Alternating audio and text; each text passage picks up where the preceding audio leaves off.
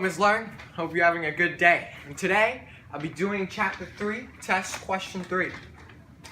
For question 3, they give us a diagram, which is given right here. They want us to do a 2-column proof. And the given is that angle 4 is supplementary to angle 8. They want us to prove that line L is parallel to line M. Okay. First things first, let me show you what I did wrong. This is what I did on the test. So when I start, do the T-chart, cut it in half. On the left is my statement, on my right is the reason. Step 1, always do the given. So, 1, angle 4 is supplementary to angle 8. For my reason, I said it's given to us. And for step 2, we can think, what does supplementary mean? Well, supplementary angles means that the two angles add up to 180 degrees. So, now we know that angle 4 plus angle 8 equals 180 degrees. To explain that definition of supplementary angles. Step 3 is where things go wrong. So for step 3, I say that angle 4 and angle 8 are alternate angles. Indeed they are. But for my reason, I said that given in the picture, if two angles, one in the exterior and one in the interior, are alternate, they must be supplementary to each other. Now this is true in angle 8 and angle 4's case, but there's an example. Look, angle 7 is in the exterior, angle 3 is in the interior.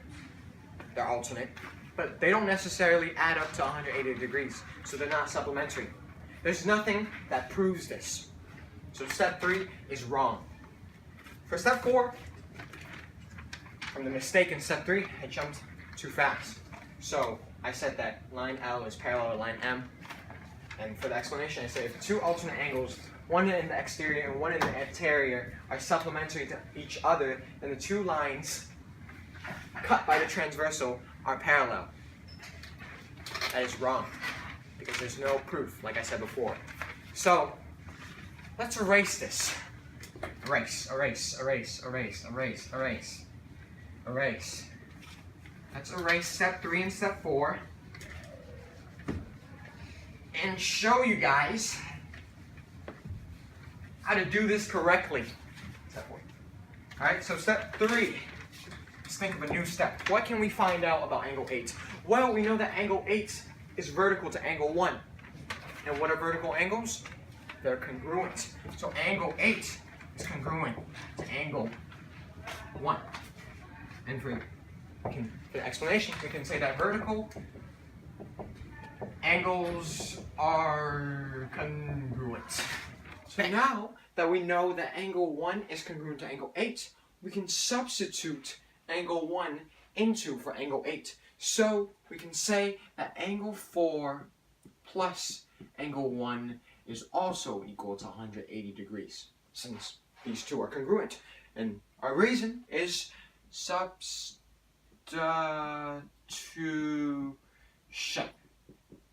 Okay, so if they add up to 180 degrees, what does it mean? Well, it means they're supplementary. So angle 4 is sup to angle 1. And this is because if two angles add up to 180 degrees, they are sup. Okay, and now there is a universal rule. This universal rule is that if two consecutive, that means on the same side, interior angles are supplementary to each other, then the two lines cut by the transversal are parallel. So with this, we can prove that line L is parallel to line M. And the explanation is too long, but let me just explain. If this, and this, 1 and 4, the consecutive interior angles, they add up to 180 degrees, then this line is parallel to this line.